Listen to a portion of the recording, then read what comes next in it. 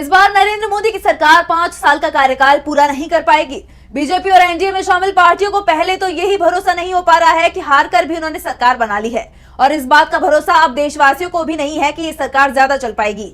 लोकसभा चुनावों के परिणाम सामने आने के बाद एक बात साफ हो गई है कि बीजेपी को जो 240 सीटें मिली हैं, ये उसकी मेहनत कम सरकारी संस्थानों पर मीडिया चैनलों की एक तरफा खबरों के असर के चलते आई हैं। अगर मीडिया निष्पक्ष होता तो एनडीए के लिए 150 सीटों के पार जाना भी बेहद मुश्किल होने वाला था। यानी मोदी सरकार की 10 साल की एंटी इनकम्बेंसी थी और इसी के चलते बीजेपी 240 सीटों पर सिमट गई। ऐसे में इंडिया गठबंधन की तरफ से अब मोदी सरकार को हटाने का प्लान भी तैयार किया जा रहा है। मोदी सरकार की उलझी गिनती शुरू, सरकार गिराने की तारीख हुई तय। इंडिया ने बनाया मास्टर प्लान, बीजेपी दिखाई दे रही है परेशान। कांग्रेस ने शुरू कर दी है नए चुनाव की तैयारी, इसी साल फिर होंगे चुनाव। लोकसभा चुनाव इस साल के आखिरी में हो सकते हैं। कांग्रेस और इंडिया गठबंधन की तरफ से इसे लेकर तैयारियां शुरू हो गई हैं। यानी इस बार नरेंद्र मोदी 6-7 महीने में ही पीएम रह पाएंगे, और उसमें भी आखिरी के 2-3 महीने वो कार्यवाहक पीएम रहेंगे, क्योंकि देश में नए चुनाव को लेकर आचार संहिता लागू हो जाएगी और उनकी सरकार के पास बहुमत भी नहीं होगा।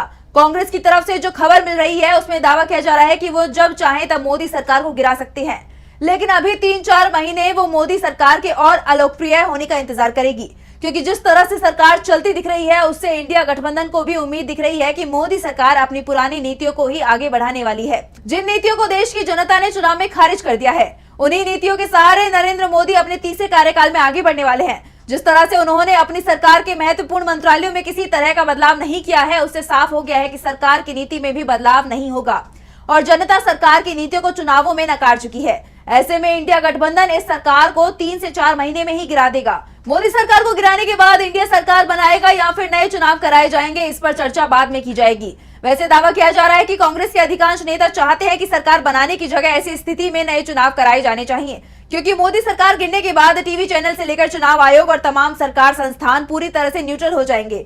यानी इंडिया गठबंधन और एनडीए के पास लेवल का फील्ड होगा और उस समय इंडिया गठबंधन आसानी से 400 सीटों के पार चला जाएगा, जबकि एनडीए को 100 से 150 सीटों के अंदर समेट दिया जाएगा। जिन राज्यों में एनडीए भारी पड़ा है वहां भी इंडिया गठबंधन जीत हासिल कर लेंगे।